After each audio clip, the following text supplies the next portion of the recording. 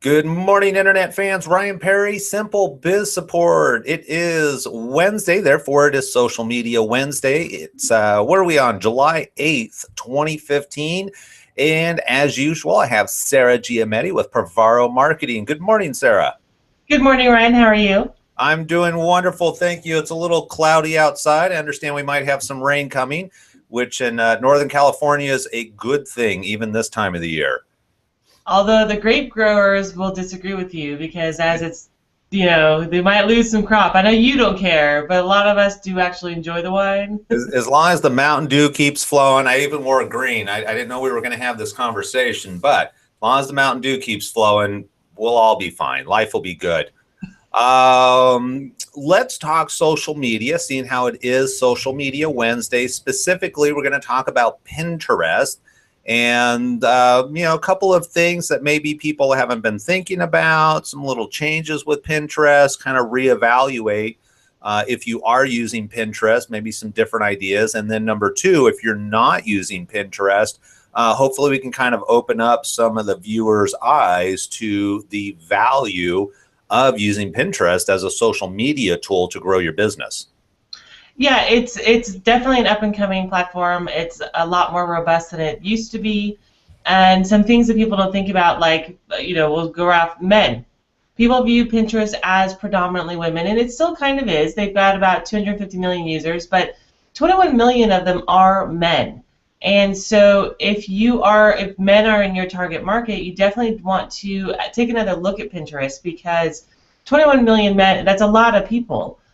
Even though it's only about maybe 20% or 10 to 20% of the total user base of Pinterest, it's still a lot of people, and you want to market to them, and you can get in early because not a lot of people are marketing to the men on Pinterest because they view it predominantly as a female user base.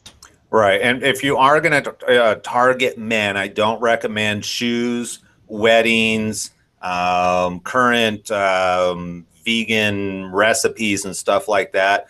But guys do like to look at cars. We do like to look at tools. We do like to look at DIY projects, woodworking projects, housing, not housing, not like in the suburbs housing, but stuff you can do around your house, fire pits. We love fire and all those type of things. And these are all great ways of using Pinterest to market towards men. Absolutely. Definitely. No weddings, but even the food. My husband's the primary cook in our family, so food might even come into there. But it could be, how to cook certain things over the fire pit or over the grill, camping, outdoor activities, things like that. So you definitely, if that is your target market, take another look at Pinterest for an avenue of marketing to your target. Okay, perfect. So now that we're hopefully got some people thinking about how to target men, and make sure your images are manly. We don't want fluffy images, even if it is like an outdoor patio or a barbecue or something like that. Have some fun with it. Scantily clad women always helps. Pictures of beer in the background always helps. You just, make sure you engage the male mind, though, if you are going to post on Pinterest. Absolutely, because they don't want, you guys don't want the fluffy, fun, frilly thing. Another thing you can do is improve your ability to come up in the searches. And there are multiple ways to do that. If you're pinning your own pins from your blog and your website, or pinning your own pictures from your blog or website, make sure you're putting keyword-rich descriptions with it, so that when people are doing searches, that you're actually coming up in it. You also want to make sure that when you're adding a picture to your website, and in WordPress it's really easy, you can put a title tag and an alt tag. The alt tag is the default description for a Pinterest picture. So if you fill that out with key-rich information and a key-rich description, if other people are pinning your pins to Pinterest, then you're at least helping yourself come up in the searches, because if they don't change the description, and often people don't, the alt tag is what's default, and so you can kind of control how you're showing up in Pinterest. Right, and people should understand that typically the alt tag, if you're uploading something in WordPress, is blank. It is. So, you know, if you don't It is put often anything blank. in, you're gonna end up with a blank description. So, I think that's a really good one. I mean, that ties into Google and SEO, so there's a double value there. And if you don't know how to update your alt tag and you are in WordPress, a simple Google search, and I'm sure you'll find a number of different tutorials, or even go to YouTube and just do a Google search and you'll find a number of video tutorials that'll walk you through that process. It's actually pretty simple. And it's just really smart marketing. The other thing is if you're a product-based company and you have a lot of products, a lot of times you'll end up with a default value that's in there, like 1, 2, 3, and then the next one's going to be 1, 2, 4. That doesn't really add any value. So it needs to be an actual key word like round fire pit or black leather shoes with high heels or something.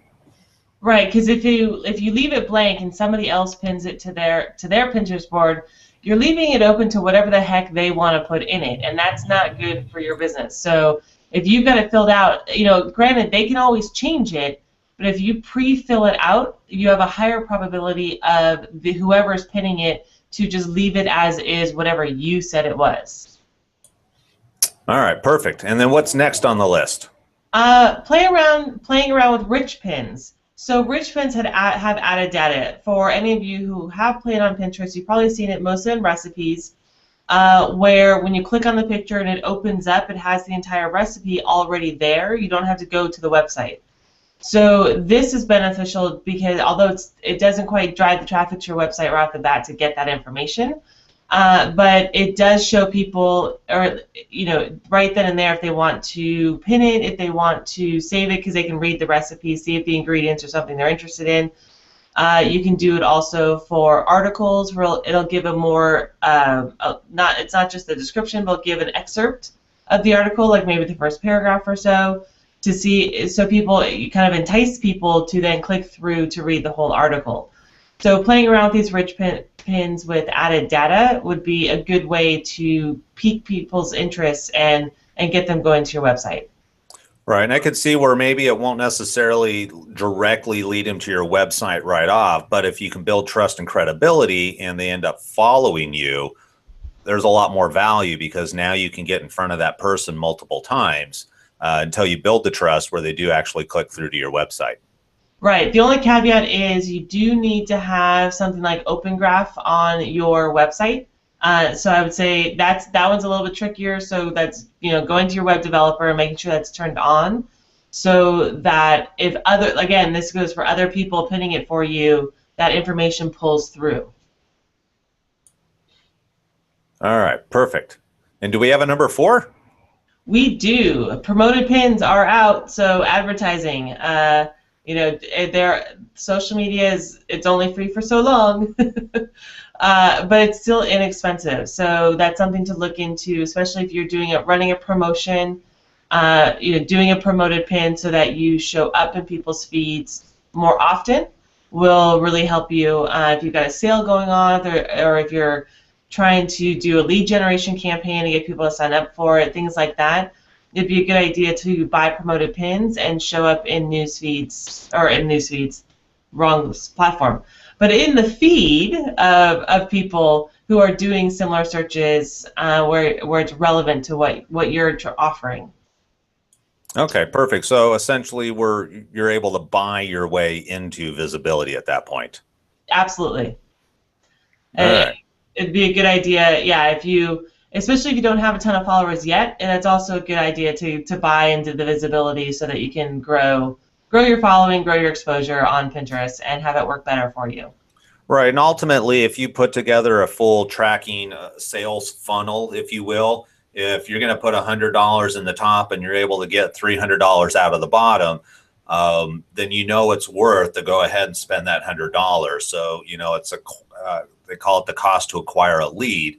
And the big question is, a lot of times small business, we don't know. We just know, hey, I'm spending $100 every week or something on advertising, but I really don't know what's coming through to the bottom line. So Google Analytics, any tracking information, having an actual sales funnel in process where if somebody does this action, I can actually follow it down to an actual sale.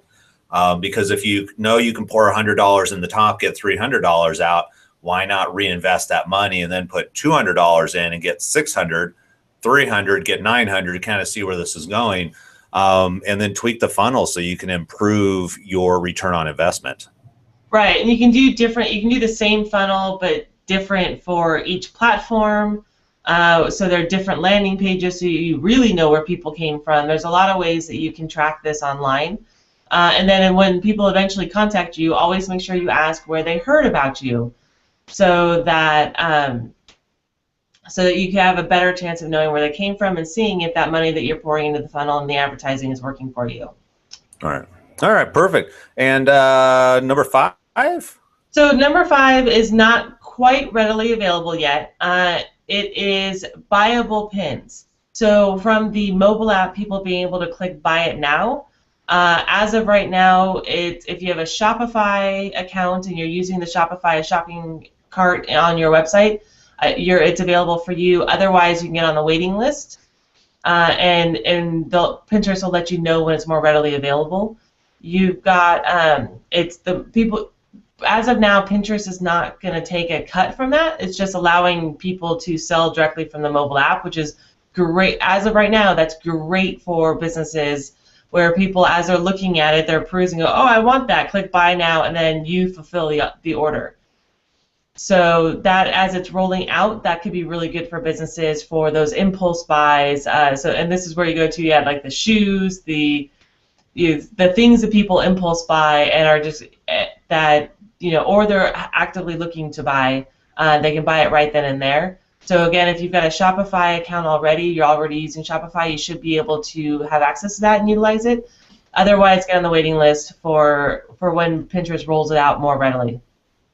Yeah, that's not only for regular day-to-day type of impulse buys, but definitely seasonal. First thing that came to my mind was Halloween.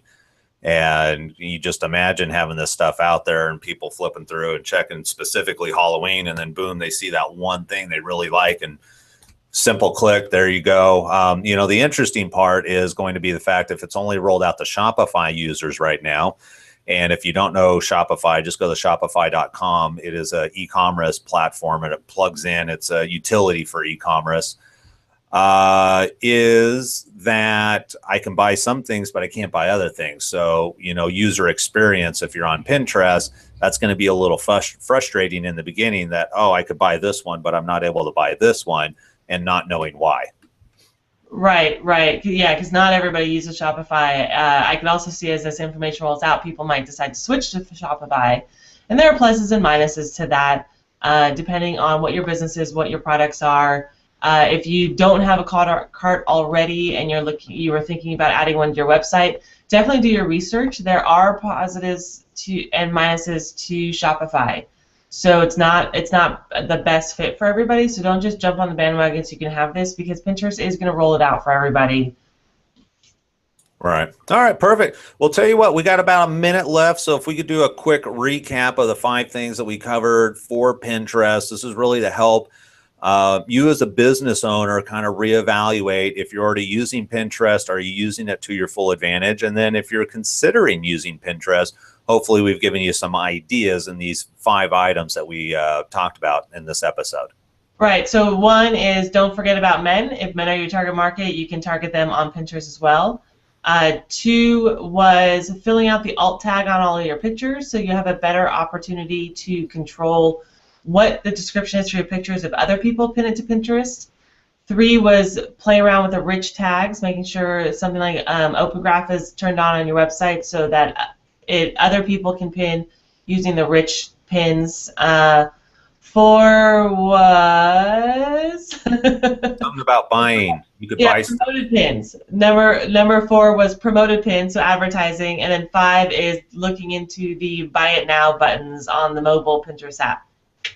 All right, perfect. So there are 5 different ways that you can make sure that you're promoting your business on Pinterest as efficiently and effectively as possible.